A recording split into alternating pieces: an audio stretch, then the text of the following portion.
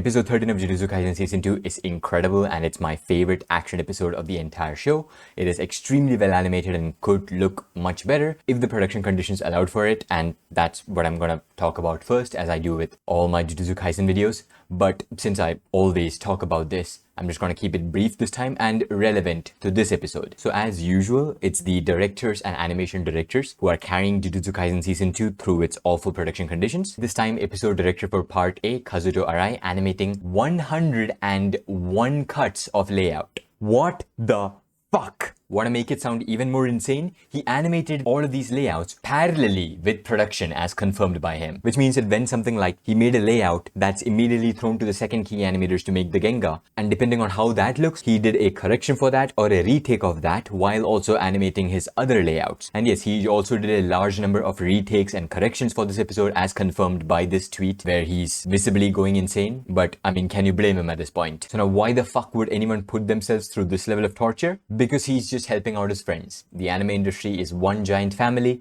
a family that's focused on leaving their legacy of Sakuga animation. So yeah, they always got each other's back. He finally tweeted that the episode is complete one day before the broadcast, and that's it. That's what I'm going to talk about in the production segment of this episode, because I'm tired of talking about it and I'm definitely going to be making a production hell for Jujutsu Kaisen anyway. Maybe I'll make it before the show even finishes airing, because it's such a relevant topic right now and I need to bring it to the attention of as many people as possible. I was one of the first people, if not the first person in this platform to talk about it. A lot of people believed me back then, but a vocal minority also resorted to defending the bad working conditions, which I don't know why. Like, it's not like they're getting paid by Otsuka. Honestly, I don't know. That might be the case. But at this point, from the large number of tweets by Okubo, Arai, and Itsuki Tsuchigami, the only people still defending the working conditions are just absolute troglodytes whose opinions are completely worthless anyway. Talking about the staff behind this episode, Part A of this episode was storyboarded and directed by Kazuto Arai and Part B by Takumi Tsunakohara. These two are legendary animators, part of Hakyugo's team, some of the greatest artists to ever grace the industry. And now it was cool to see a different side to them, because these both are practitioners mainly of effects animation. Even in like Hakyugo episodes that are fully equipped with animators who are geniuses at effects animation, Arai and Tsunakohara still outshone them. And these guys don't work on mainstream TV shonen episodes, they only work in specialized projects. The only reason we are seeing these two here is again just because the connection that they have with the rest of the staff members. Overall, I don't feel like the direction in this episode was split into like Part A or Part B, because all of the quirks that Arai established in Part A was mostly also carried forward to Tsunakohara's Part B. The main quirks being the usage of dynamic CGI backgrounds, first-person shots, and most importantly, lighting and color design. The aesthetic is what absolutely carried this episode. It could have been fucking two stick figures fighting against each other and it would have still looked amazing because of how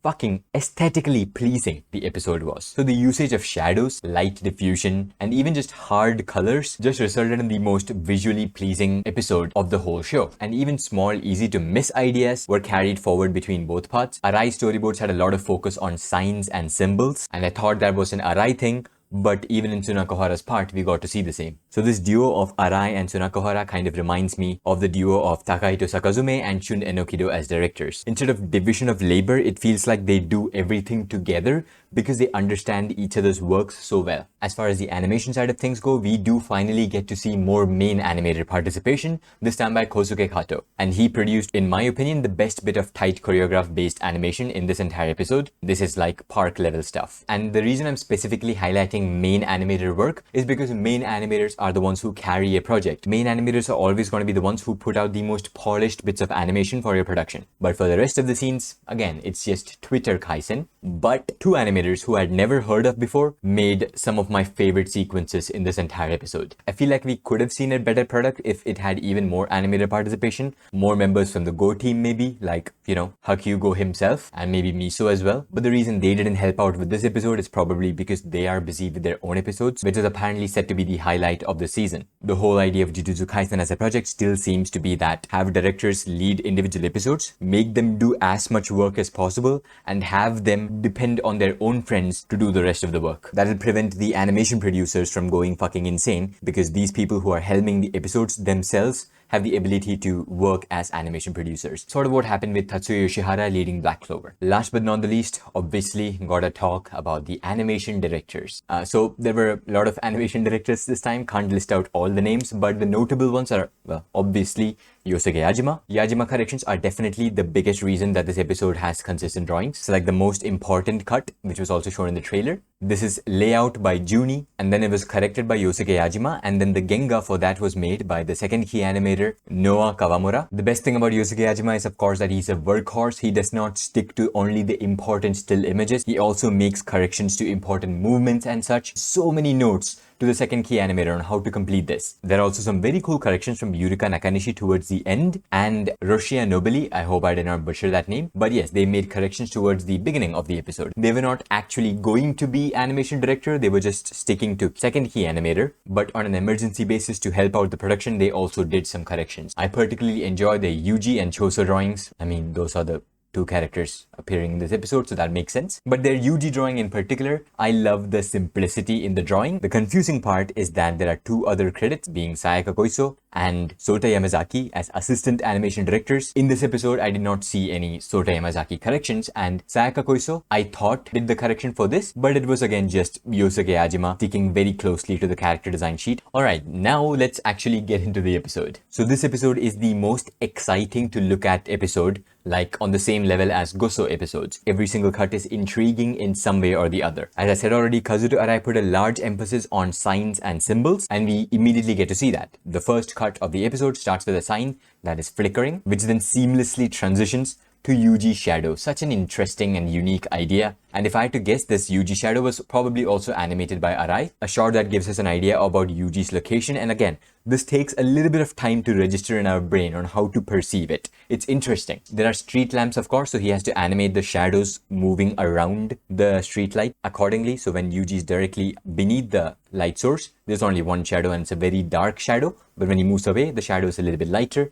and it's casting a double shadow. It's needlessly complicated animation, but that's what defines these people. Again, the emphasis on sign, we might be thinking of what the hidden meaning of this is, but I don't think there's anything. It's just that the girl is gonna get hurled on top of it. This is disturbing bits of animation, but it's very polished, I would say. I can't really see any imperfections in it whatsoever. This, however, does look quite a bit awkward. It's a still frame, just fucking JPEG image. Does make it look very awkward. It's very flat because not only is it very difficult to pull off shots like this without a 3D background, the schedule is just so bad to be able to do something like this. But I like how the shot is just continuously flowing. This is the first POV shot of this episode, by the way. This episode has a lot of those. And again, look at this shot. Look at how cool this idea is. This is the sign that we already saw earlier, and just a very well laid out shot, but then Yuji just comes jumping into the frame. So cool, right? That move is so cool that he does. The way Yuji just bounces around towards the camera. And this is one of the 101 layouts that Kazuto Arai did for this episode. And we finally have context to this cut in this episode. I mean, manga readers always had context. And then the fucking Toji cut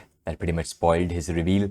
That's the reason, by the way, I haven't made an opening breakdown yet, because it feels like you should have the context of the season as to what's going to happen in the season. So once the season is completed, maybe I feel like doing it, I'll make the breakdown of the opening. That definitely has a hidden meaning. Maybe Nobara is going to lose an eye.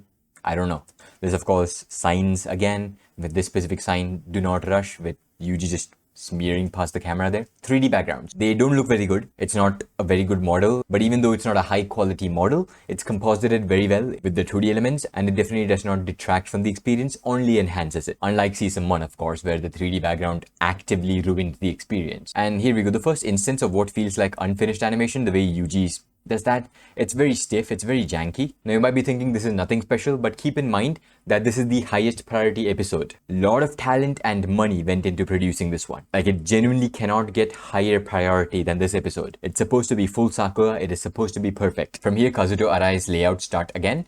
And I like how instantaneous the response is. He sees Yuji and he's instantly in kill mode. The instantaneous response of, yeah, kill this guy, feels very curse-like. The change in expression here drawn entirely in once, and it looks so good. I don't know who did the Genga. The layout here is still Kazuto Arai, but it should be very easy to tell who did the second key animation from the smeary lines. It's Hayata Kurosaki. And just look at Arai's understanding of perspective here. So the hands are also individually animated in most frames here, but the size is barely increasing. It is coming close to the camera. So this is the movement that's happening, right?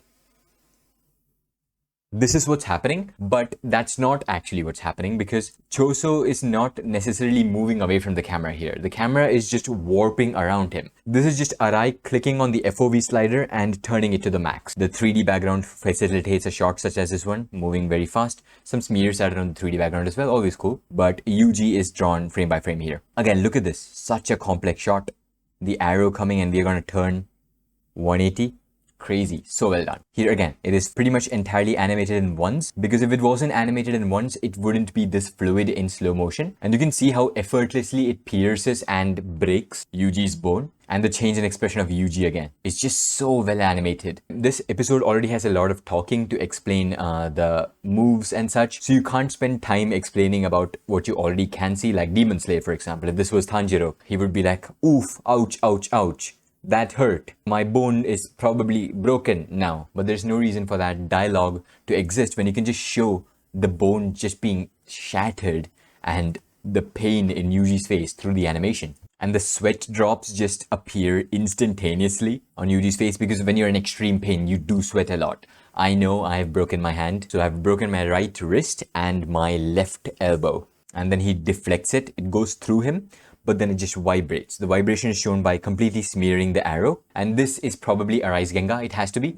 because of how beautiful the effects look. This is like a masterclass of 2D effects animation. As expected out of Arai, he's literally one of the best effects animation practitioners in the business. Just look at that fucking effects animation. So beautiful. He's keeping one object still, this time being the droplet of blood, keeping in the same position while the camera moves it into Choso's hand. Choso has to be individually animated and again, facilitated by the 3D background in this cut. This cut again, very much unfinished. It looks very janky, especially this effects appearing. It feels like it needs another face after this. I mean, yeah, that's what animation direction is. Thing is just how stiff Choso is here. Whereas everything else, like his hair and clothing, is moving. Choso's body is very stiff here. You would expect a little bit more feedback. Yuji's body language looks really cool though, and another POV shot.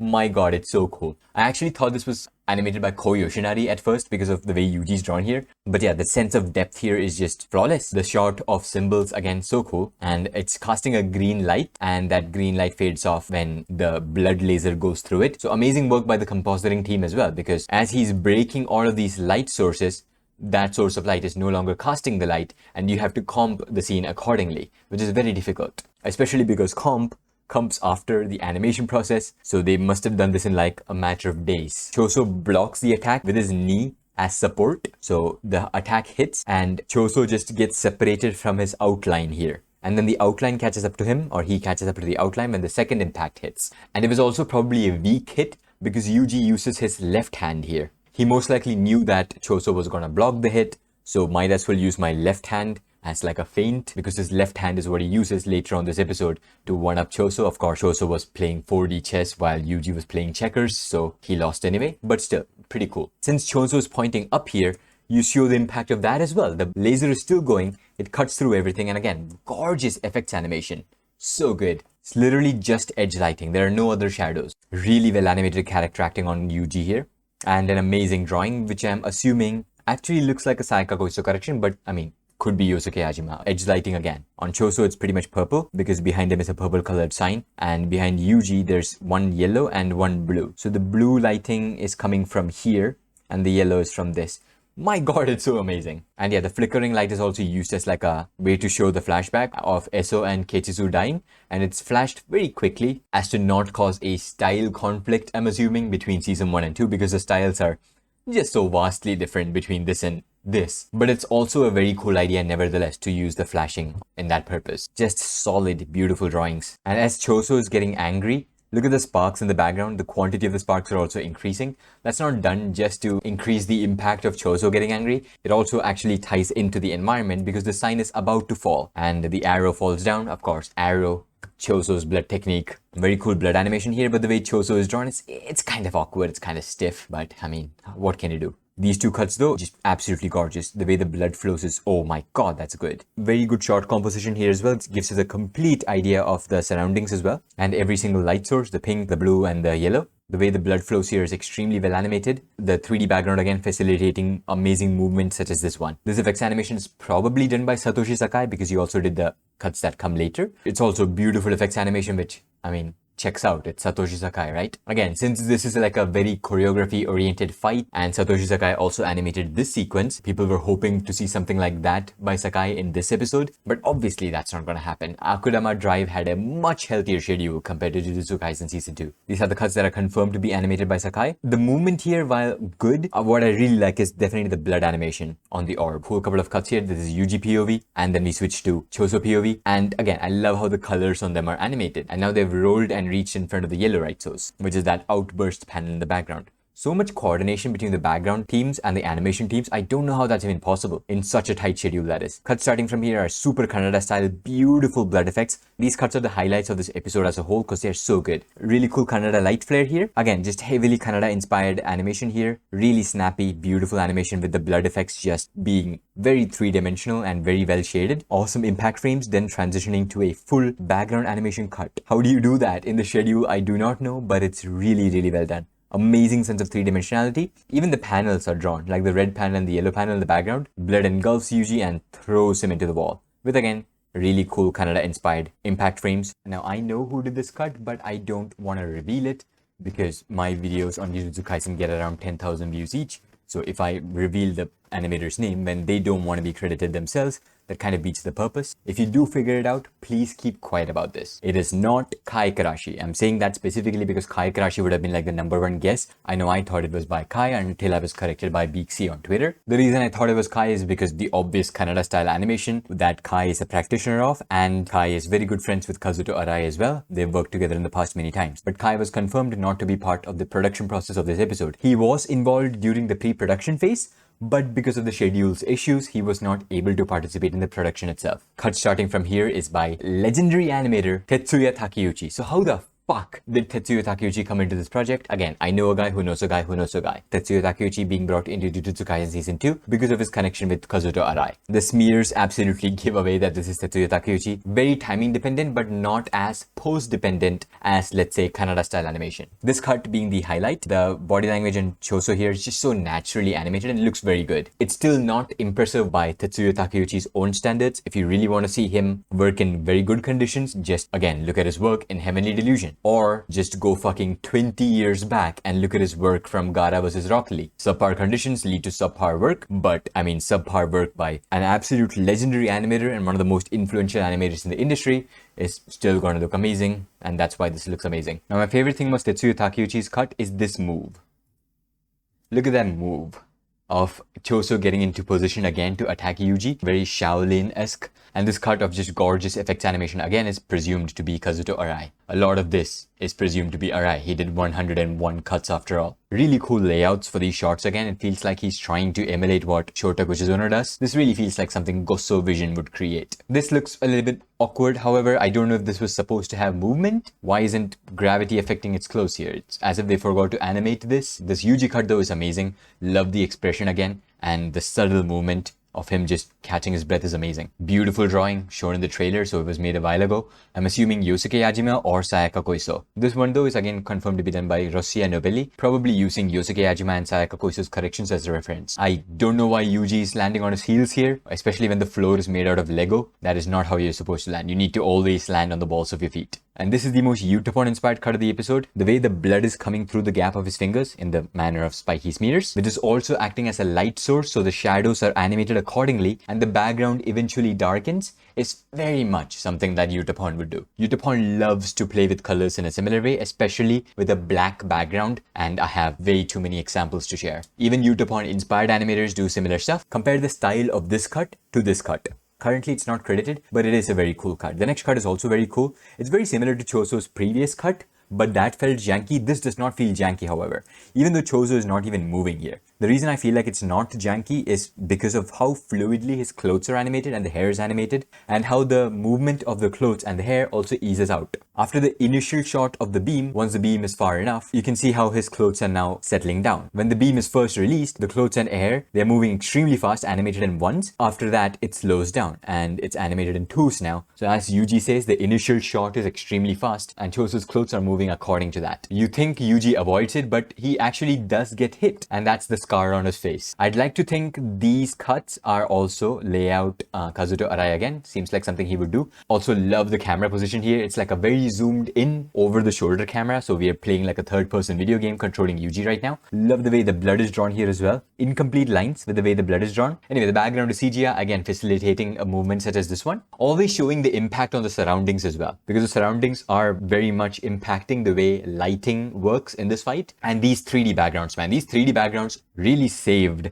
this episode, because otherwise this episode wouldn't have been this dynamic. Full Kagenashi and Yuji here, completely shadowless. Just the 2 highlights here, and the compositing effect of his outlines just being ever so slightly brighter than the rest of his body. With the blood blobs exploding, there's no real impact frames. I think it's supposed to be white flashes, but it is dimmed, so it's just a gray flash because of that. And just the particles, they're leaving holes on the ground, so it must be like superheated blood is what I'm guessing. Choso catches one of those droplets. It's going into Kannada style animation again. Yeah, it's very timing dependent here. Kind of reminds me of the stabbing animated in episode 3, but I don't think Yoto was credited for this episode. It's not him. The best thing about this cut is actually the voice acting. I love the voice acting here by Yuji's VA. Really cool timing on this double kick here as well. Again, spectacular use of signs and symbols. Yeah, the arrow, Yuji just falls there. And this is what I wanted from that other cut as well. This drawing, wow. I don't think it's by Sayaka Koiso because it does not really look like Sayaka Koiso's character design. So it can't be Yosuke Yajima either. But another guess is Mitsue Mori. Hyper-realistic backgrounds, you wouldn't think it would work with Jujutsu Kaisen, but with Goso's vision, it is trying to be more live-action-like. An idea that's been completely forgotten in some of the past episodes, but at its core, Jujutsu Kaisen Season 2 does have live-action influence, so the hyper-realistic backgrounds do work, I think. And also him landing on the Lego floor just shows that he's right back where he started. The only difference being he has a scar on his face, and a fucking hole through his stomach. Love this cut again, the way Choso's scar lights up, blood comes out of it, and then it revolves around him. Really cool representation of Choso's powers. Really badass drawing. Yeah, love the deep shadows. Another really cool layout shot, and then we'll be switching to first person again. You see the attack coming towards him as well, and the idea of mixing signs and symbols with metaphors completely comes into fruition with this cut, where he uses the signs and symbols as part of the story. It's directly stating Choso's powers here. And look at the light diffusion again. Boom, it just goes away. The comp is just so good. I wouldn't expect this to come out of an episode entirely made in 2 months, but the staff pulled it off, man. Crazy. Again, edge lighting on Yuji, red color. Where is it coming from? Immediately established in the next cut. These effects here again do look like Kazuto Arai to me. Now coming to my 3 favorite cuts from a storyboard point of view in this entire episode. First is this one, and then this, and then this.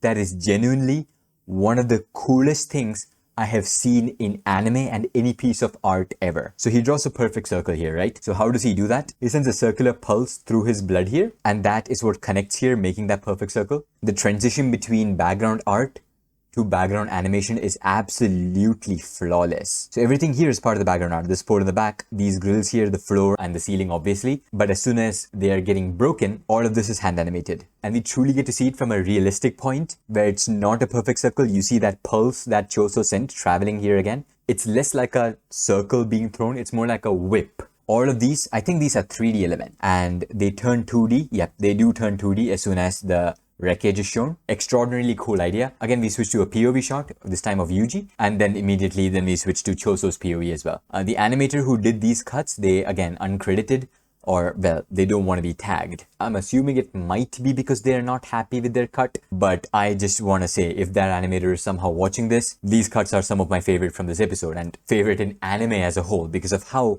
well executed it is. Yes, of course, Kazuto Arai's storyboards are the reason, but the way it's animated makes it perfect. I'm sure all of these backgrounds are based on realistic locations as well because this is in Shibuya, right? So I'm sure you could actually go to these restrooms. What if we kissed in the bathroom where Yuji and Choso were beating each other to death? Another wonderful cut with gorgeous drawings. Is that Soyama? He was probably rushed to oblivion while working on this episode. Yeah, those wrinkles, look at that. That's so Temazaki, right? Alright, second half, starting off with Takumi Sunakahara storyboards now. And this is what I was talking about. It doesn't even feel like there's a director change there. It is immediately again a POV shot, which was the style established by Arai for the first half. Full Kagenashi again. If you don't know what Kagenashi means, it's completely shadowless. Choso's hands here, there are no shadows. It's just one primary color. It is something that was used extensively in the Monogatari series. And this entire fight actually, with the way the water is dripping on the characters, is a reference to Kizumonogatari. The rim lighting makes it feel like this has complex shading when actuality, it's Kagenashi again, with just the rim lighting as shadows. Again, look at the aesthetics of the shot, man. The red edge lighting on Choso, the blue edge lighting on Yuji. So cool. So all of these cuts here, starting from the beginning of part B, is all done by one animator, Juni. Juni is a young animator who joined from Twitter and did an incredible job for the first time in Jujutsu Kaisen. Love the storyboards. The way it zooms into this is amazing. Tsunako does this multiple times where one cut leads up to the next cut in a completely unique way. There's a lack of feedback in this cut, but that's done on purpose. Amazing 3D background with the restroom as well, which is going to facilitate all the dynamic action in the restroom. Also really cool how the blood blobs of Choso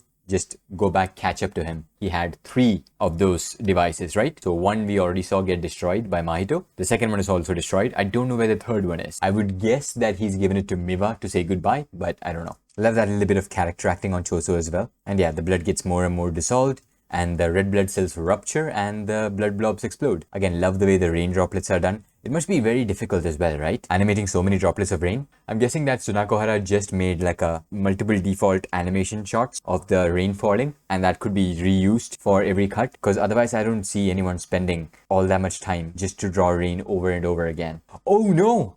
His shoe does not have detail. Classic fisheye shot, very Shotaku Juzono-esque. The blue light, we already saw the source. The red light, I still don't know what the source is. Alright, there it is. There's the lamp in the background there. That's the source for the red light. Amazing job by whoever constructed this restroom. They really cared about the aesthetic of the lighting for the restroom. Again, awesome dynamic shot here, facilitated by the 3D background. Itadori punches up a grill. Background just completely rotates. This is some of the best 2D 3D integration that I would only really expect out of Ufotable. He comes in with a triple kick. I think that's a reference to Tatsuya Yoshihara's triple kick from the previous season. But Hanami had to eat all of that because she was only using one hand. Choso, on the other hand, blocked all 3 hits. A lot of open palm attacks instead of closed fist. Really simple choreography here that works very well. Love the transition of the fist again. The camera is pretty much rotating around the fist to then transition to the next cut. Also these 3D water, just to add volume to the overall amount of water in each cut. I think that's a axe kick that just smashes the toilet bowl and then water comes spraying out. Yuji emerges through toilet bowl water and then he gets his face grabbed. Now coming to my favorite choreographed action sequence, this is by Kosuke Kato, and this is up there with the best things that Park has produced for the show, man. This is absolutely amazing. So according to Kosuke Kato, he used Jackie Chan fights as reference for this. The drawing style completely changes here. It's very angular, which is like what Kannada style is all about. But the choreography still works, man. Even with the very limited number of frames that Kannada style animation is all about,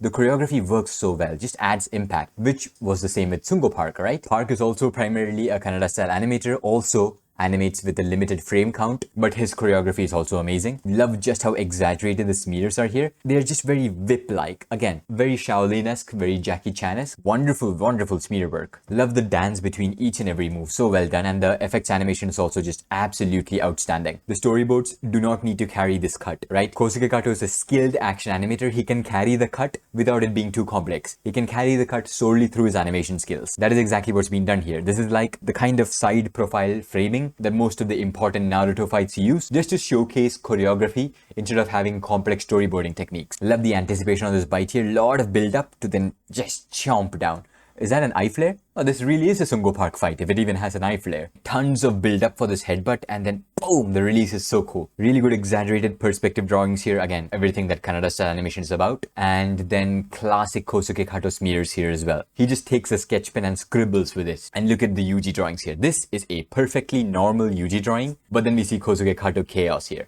Look at the flip, right?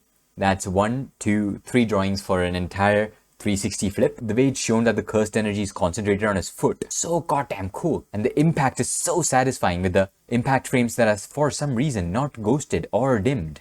Wow. Yeah, just love the energy transfer of the kick onto, well, Toso's neck and how exaggerated this pose is. All of the effects animation, again, I have to say, adds so much to the choreography and the animation. In Tengen vs. Gyutaro, the main component was the effects animation and the choreography just existed around the effects animation. Even though the choreography there is also amazing, I have broken down the fight in my Nozomu Abe animator spotlight. But yeah, here, the choreography is the main focus and the effects animation just enhances it. Again, love the way the blood is just coming through the gaps of his fingers, and impact frames, we immediately skip and show it go through a fucking glass panel in the back. And then we go through the hole made in Yuji's abdomen to show the damage. Fucking amazing storyboards, man. Takumi Tsunokahara is amazing. 3D background facilitating the movement. So cool. The bubble just comes in front of Yuji and that is used to transition into the next cut, which is zoomed out. And yeah, this cut of the coagulated blood orb just tearing through Yuji's flesh. Really well animated. I don't like these effects. Really cheap digital effects, and it kind of took me out of the experience, but everything around it was so amazing that I didn't care. Also love the juxtaposition here.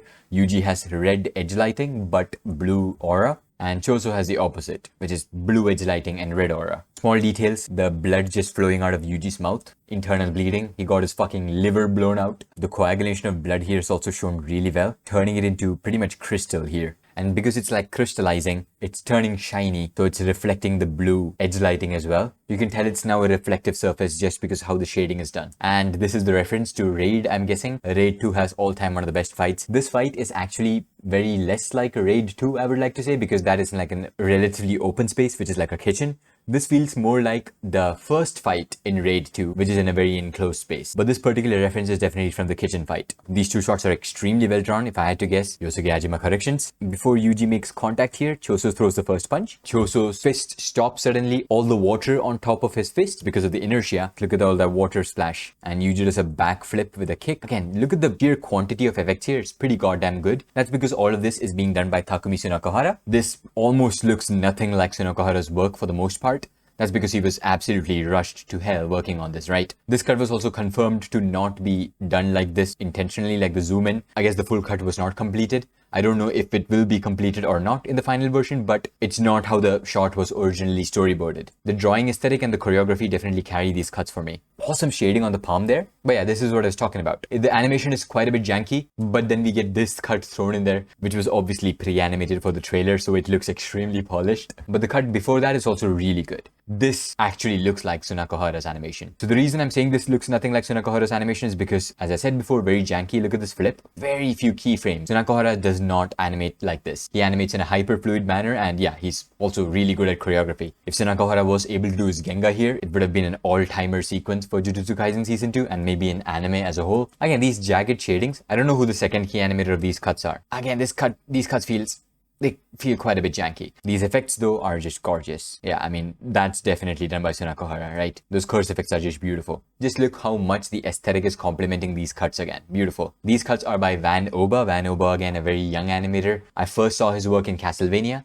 He also made an extremely complicated cut in Jujutsu Kaisen episode 9. And now he's working here. This is a reference to Mission Impossible, I think, by the way. Yuji does not understand the science behind the coagulation or the blood exploding or anything, but he understands that it is going to explode, and he closes his eyes just before it does. So it actually gets splashed into Choso's eyes, so he's blind for a moment, but Yuji closed his eyes, so nothing on him. And this is my overall favorite piece of animation from this episode as a whole. This whole segment is done by Fei Hung's team of animators, but we don't see the usual faces here like Nonno or Shaolin. We actually see two new people, Hao Junzhou, I'm sorry if I butchered your name, and Nothing Yukun. So most of these animators who work with Fei Hung are Chinese. I don't know if Yukun is Chinese or not because Yukun, that sounds like a Japanese name. Of all of the animators in Fei Hung's part, the best is by Nothing Yukun. My god, these cuts are top of the line. These are some of the best cuts I've seen in Jujutsu Kaisen, and that is from the very first cut. The funny thing is that this is actually nerfed with all of the beautiful smears in the beginning as well, because here in the beginning, the smears, they are removed. All of the effects though, they're still here and it looks amazing. And this drawing, of course, is fucking insane. One of the reasons it was able to look so good in the final product is because Yukun's layout looked so polished. Yukun has incredible effects animation, man. My introduction to Yukun was from the Hayato Kurosaki Jujutsu Kaisen episode, where he animated smoke effects, which looked absolutely gorgeous. I was sure the smoke was actually Kurosaki's corrections, but looking at the production materials, this was actually one of the only cuts that Hayato Kurosaki did not correct. In a Hayato Kurosaki episode, the best smoke was animated by someone other than Hayato Kurosaki. So that should tell you everything about how talented Yukun is. Yukun's effects animation reminds me a lot of Ajin's effects, who's another Chinese animator who worked on Mob Psycho Season 3, and Hiromatsu Shio's Chainsaw Man ED. Look at this impact frame. That is so cool. An impact frame to show just how fast Yuji's moving down. Beautiful drawing there as well. Whatever was above Yuji is now just gone. Choso has just put out Wolverine blades. Love how beautiful this Izen is.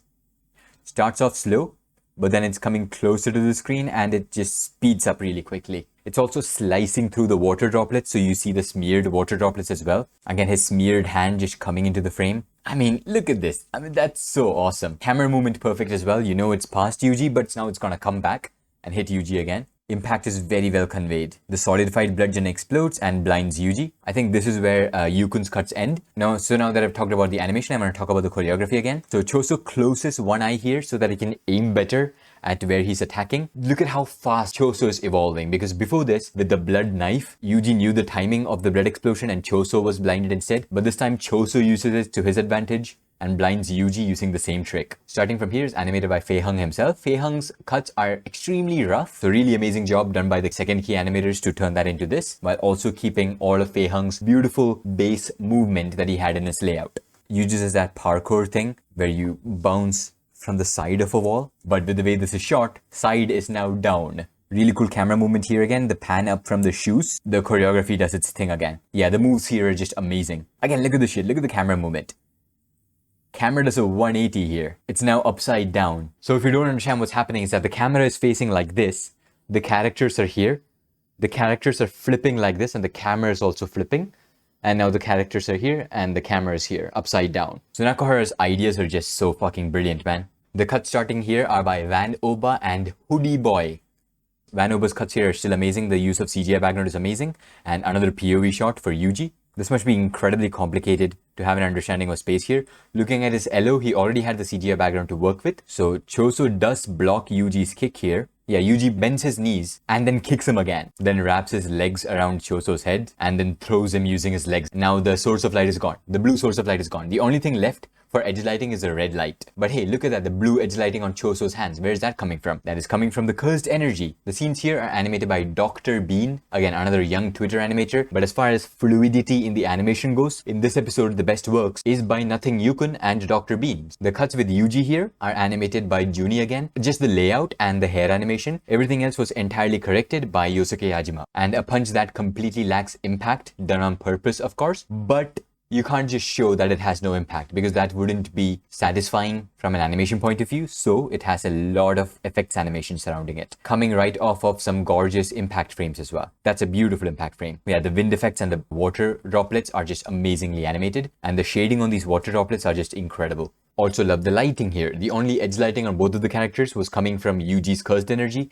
Now that's gone. And yeah, that disappears. So they are full Kagenashi now. No shadows. Choso decides to slice off Yuji's shoulder. The body language is extremely fluidly animated. Amazing work by Dr. Bean and all of the people who helped complete the scene. And starting from here, these cuts again, so fucking fluid. Damn, that is so impactful. The poses here are wonderful and the fluidity of the animation just carry those poses so well. Drawings by Yosuke Yajima, again I'm assuming because of how good it looks. Look at the veins popping on Choso's face. It closes in on a smeared eye to then focus on the punch. So I guess this does count as an Obari punch. Even though the chest does not come out, the face does come close to the camera before the punch happens. And look at the impact. The impact is shown going through Yuji's body. And then Yuji just gets thrown across the screen with of course the CGI background facilitating such movement again. His limbs feel the inertia and just do this. Really amazing animation with the poses. A lot of keyframes to facilitate that fluidity as well. So some of the most fluid animation of this episode. Yuji hitting the wall also introduces a new source of light. It is now white light coming from the background. Again, awesome use of tactics. Really well choreographed fight and extremely well written fight